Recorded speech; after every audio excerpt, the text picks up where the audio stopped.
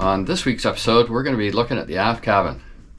We're going to be decluttering it and beginning the process of coming up with some kind of floor plan. As you can see, we're walking through that area where we're planning on putting the galley, and we're walking into the aft. And there's our head organizer. How you doing there, head organizer? Pretty good. There's not as much trash in here as I thought there was.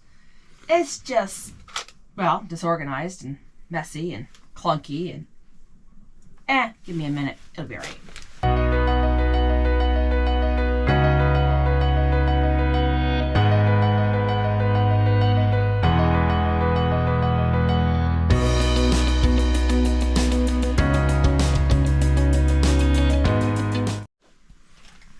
No, I think we should keep those. Hey guys, we're starting to organize the aft cabin. I'm just going to give you a little bit of an overview.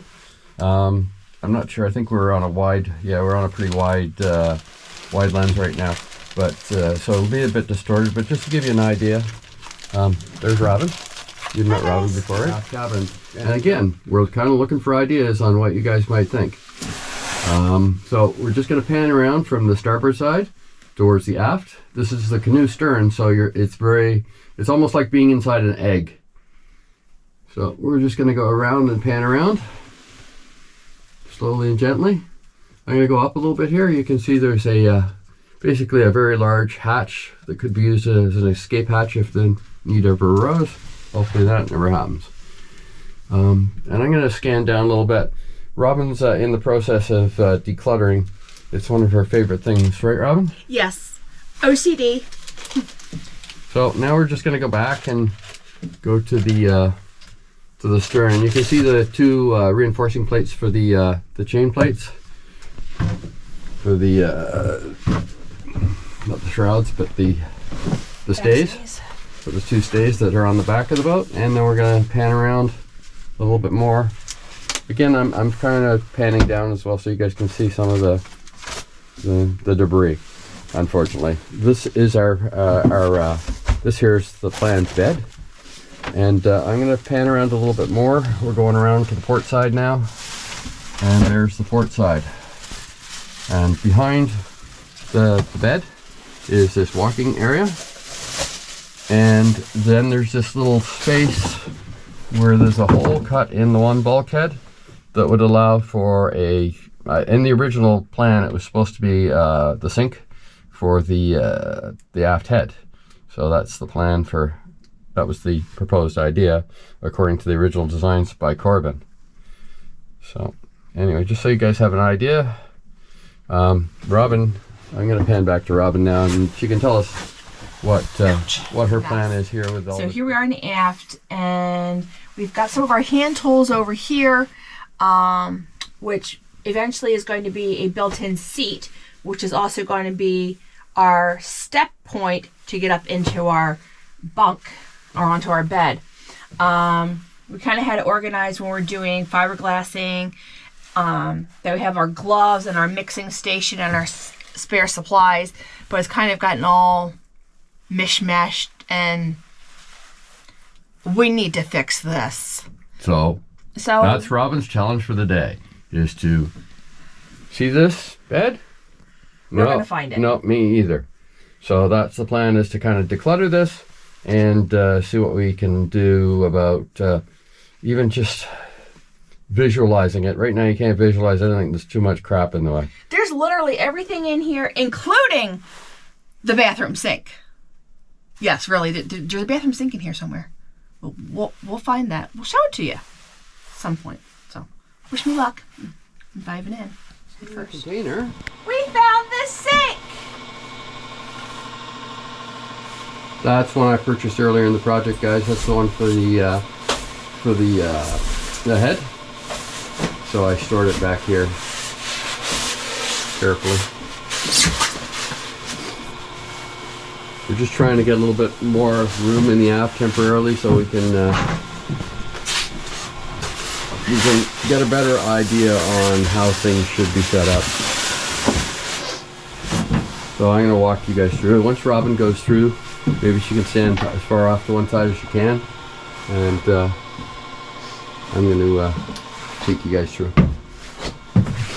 So we're walking into the out of the galley area, their proposed galley area, into the master cabin. So there's the proposed master berth. I've got this on a bit more wide angle so you guys can get a better idea, but that's going from port side and scanning around to starboard side. It's a bit distorted. You can't really get a good idea of dimensions when the camera's in this mode, but just to kind of give you guys an idea of what we're talking about here. Alright, so I'm going to climb into the proposed sleeping quarters.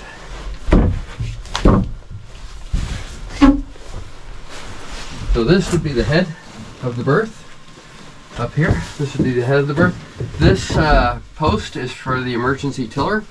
We're thinking about changing this emergency tiller so it's only in place in the case of an emergency instead of it being in the way all the time. So that's kind of the plan. And the head of the bed would be up here. Option A. Like so. And without this post here, give you a little bit more room. So that's, as Robin was saying, option A. Now the other option would be to sleep with your feet towards the bow.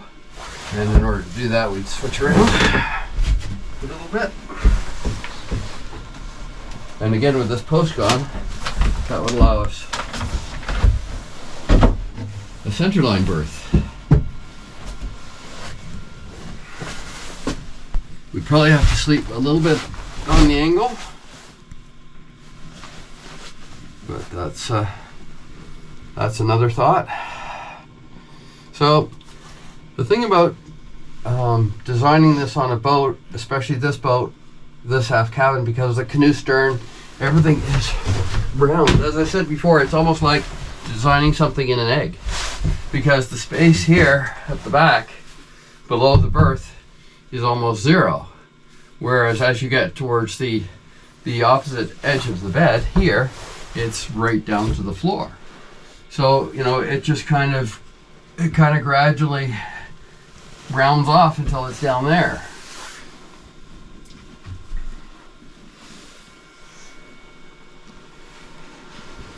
But once again, we really want to get our viewers involved in the process. We want you guys to feel like we're listening to you and what you might have to say. And it's not just that we want to feel you're listening. We would gladly welcome your input.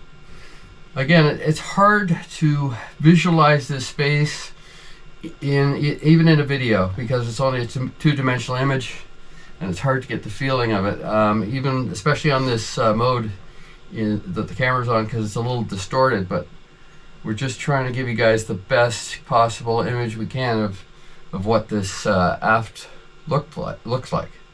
So that's kind of what we're thinking. And this space it's just not an easy one to decide firmly on. You know, this is the way it should be. Oftentimes you'll walk into a space and say, you know, I want this here and that there and this there. It's really not the case here. I've been studying this for a couple of years now, and I'm still not sure about which way it should be. And you don't want to make a decision and then decide later that, oh, geez, we should have done it this way, which actually is probably bound to happen anyways, but I'd prefer not to do too many jobs twice. Before you get down, why don't we show them where the proposed window was when they put the mold together. Oh, Robin's talking about the window in the back of the boat. Not really in the back. I made that mistake before, saying in the back of the boat. Then somebody thought I was talking about right in the hull. But this is in the deck. You can kind of see there was an indent for this window, and this here, the top of the emergency tiller post is kind of protruding through where that window would have gone. So that's we want to put that window in, and we'd like to put at least 2 more windows in, 2 more port lights.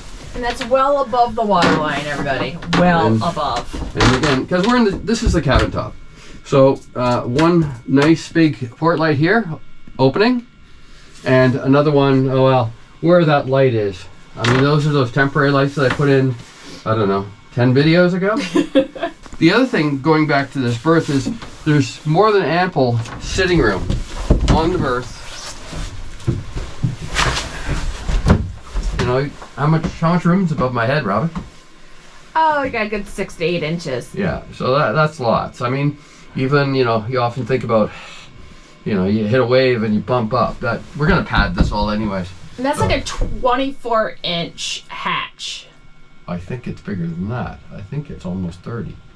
So but anyway, you can kind of tell how large the area is if that's like 24, 28-inch hatch. And, well, we have the room. It is technically an escape hatch, and that's what we have to put in as another escape hatch, because, you know, if you got trapped between the rest of the boat and what we proposed to be the galley, if that way was blocked, you want another way to get out. So that's why that escape hatch is there. And the same thing applies to the forepeak. So you can imagine how bright an area it would be back here. Right now we have the Coosa on top of this hatch, ergo it's very dark. But if we have a port light on the port side and over here on the starboard side, and then we have a window in the back, plus with that, I mean, I think it would be very airy and we'd have decent circulation. We still haven't planned one way or the other on the dorades. And the other thing I've seen people do with this hatch, because it's in the berth, is you don't want all that light in there all the time, and you might want to sleep during the day, depending on your sleep schedule during passage. People have put like almost like an enclosure over it that filters the air, you know, so the air is kind of blowing down, or so that, you know, you leave it open if it's raining. Wind scoop? Sorry, yeah. Oh, Robin's right. It's almost like a wind scoop. So lots of ideas. But it's nice, you know, even though we can't do a lot of work at this time of the year because of the temperature, we can certainly make use of the time. And, you know, in the summer, when you're working on things, you want to keep focused on them. This, we can make useful use of the time when it's too cold to do anything else. So I've mentioned this, or I may have mentioned this in another video or somewhere else, but we'd really like to get some question and answer questions. So if you guys have anything you'd like to ask us, any things that are kind of going through your mind as you're watching our videos, please feel free to comment, and we will for sure answer those comments. Robin said she'll help me out with answering the comments, so you'll get an answer from one or both of us. We also have a Facebook page that I started recently, and I'd like to get that going with some questions and answers on that, you know, from that perspective as well. If you want to use that for communicating with us, that's great too. Going forward, you know, as the channel grows, and we're hoping that's the case, and we'd really like you guys to help us out with that, we're hoping to start a Patreon account. I've actually already started to get that ready.